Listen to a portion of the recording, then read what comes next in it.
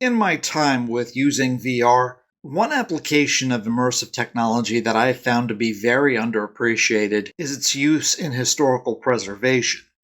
3D models, photogrammetry, and Gaussian splats can be used to capture, recreate, and preserve historical artifacts and locations, particularly those at risk of deterioration or alteration. In this video, I will be looking at how that applies to one of the most recognizable buildings in the United States, the White House. XR technology allows users to experience historical spaces in ways that go far beyond 2D photographs or video. Applications built around 3D captures and 360-degree video can place a viewer inside a location as it appeared at a specific point in time. That capability is particularly relevant when a physical location has changed significantly from its historical record.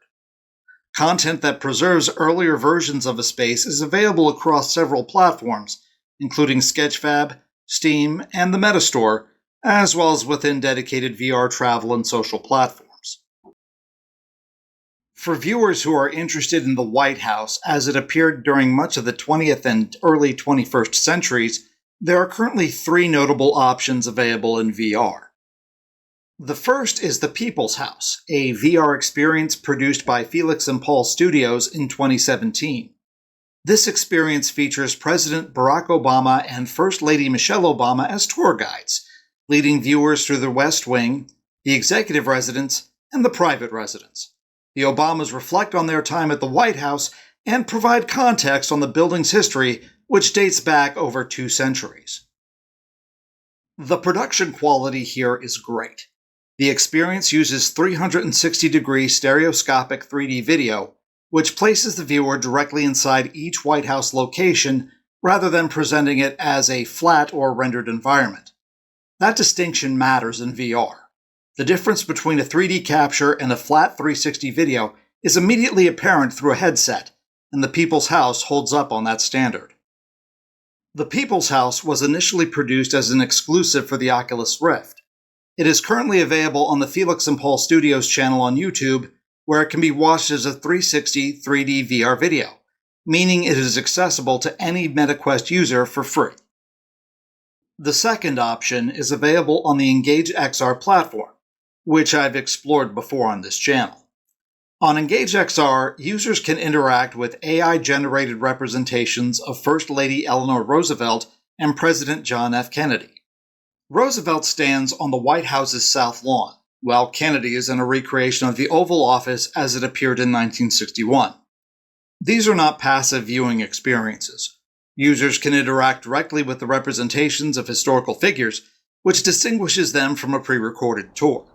Well, it's a pleasure to have you here in the Oval Office on this crisp November morning. I am John Fitzgerald Kennedy, but around these parts, folks call me Jack Kennedy.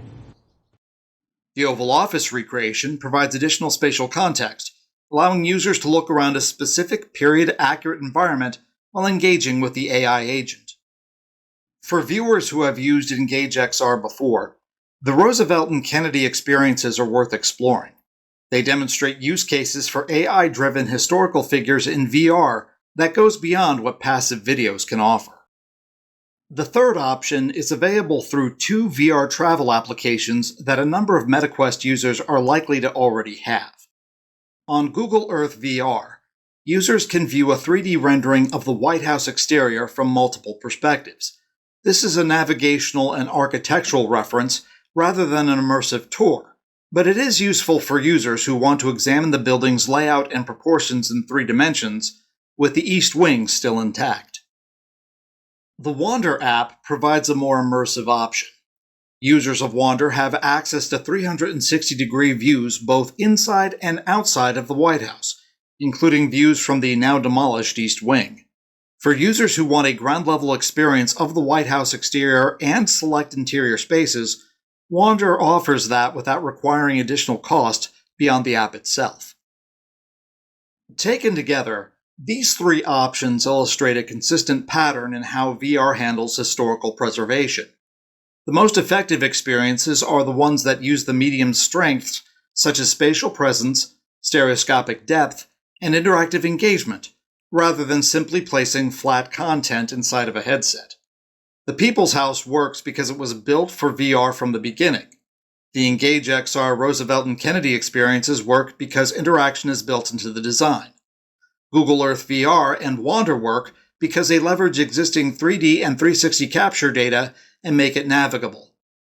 The White House is one of the more well-documented buildings in the world, which makes it a useful test case. The fact that multiple VR experiences can offer a credible version of it, from different eras and at different levels of interactivity, points to what historical preservation in XR can look like when the technology is applied with a clear purpose. Thanks for watching. Click like and subscribe to see more VR videos, and please feel free to leave comments below.